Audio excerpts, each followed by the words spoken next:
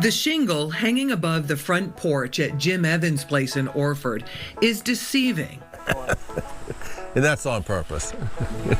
His yard littered with rusty, broken, antique wood cook stoves. They think that's what I'm selling. Yeah, and I let it go that way.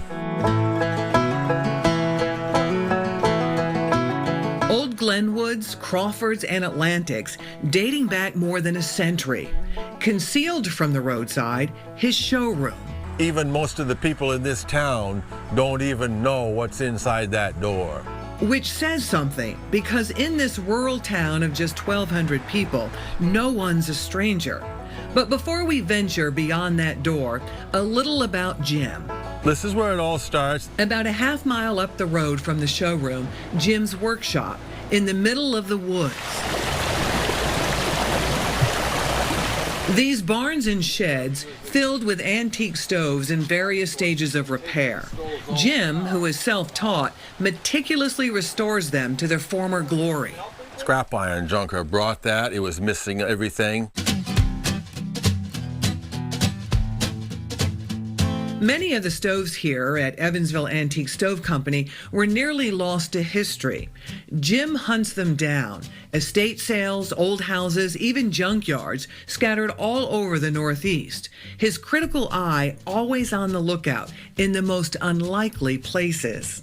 It's an adrenaline rush, you know, and I have driven down some road in some town somewhere and seen one on a porch and gone and actually purchased it.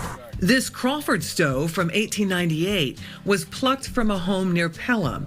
And here are some Glenwoods from 1903. Those are beautiful little stoves. I'm partial to these pretty little Glenwoods. The early style was ornate, adorned with filigree. By 1905, the women had gotten sick of cleaning all that filigree, and the times changed, and they went to more smoother lines with less detail. When stoves are beyond repair, they're used for parts. These, of course, are all the remnants of dysfunctional stoves. Hundreds of old grates, racks, knobs, and doors stacked neatly on shelves, awaiting new life in a refurbished piece. Stoves with promise are disassembled in the next shed. Jim's teaching his granddaughter, Brittany Severance, craftsmanship of a bygone era. Not very common amongst people my age, but they're pretty cool. We sandblast all the parts to get them down to bare metal. Nickel pieces are replated, other parts painted, and resealed with new nuts and bolts, and then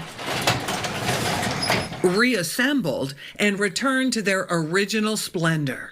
So Karen, this is the shop where the magic happens. Jim and Brittany are reviving an 1898 Glenwood they picked up in Vermont. The house was falling down, and I got it from the salvage crew, but it had spent its whole life in that house.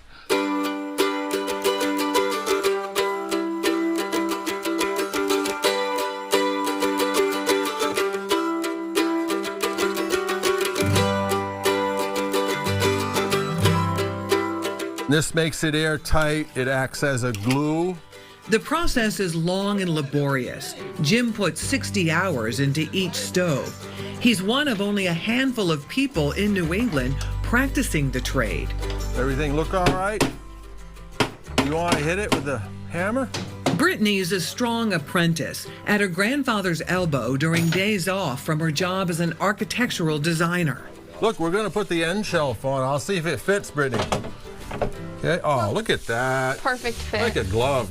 Oh my gosh, it's amazing. I don't think there's a stove he's completed that I haven't loved. This is the beautiful Home Grand warming closet. It goes on top of that same stove. This is the top of the line, the Cadillac of the stoves for 1898.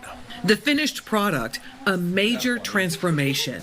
The most rewarding part is to see the customer's face when they are brought back to the shop to see their stove unveiled. And many times they've tried to ask if it's the same one because they can't believe it. Which brings us back to what's behind that showroom door. Come on in, Karen, and My gosh, they're gorgeous. 100-year-old stoves refurbished to mint condition, looking like the tarnish of carbon had never darkened their iron doors. Before and after pictures show Jim's intricate work.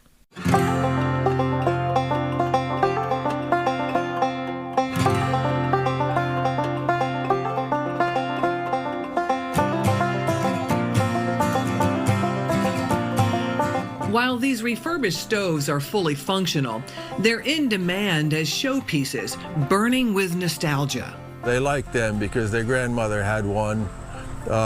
They remember it, and they want one even if it's just to look at. Long lost gems return to their rightful place in our homes.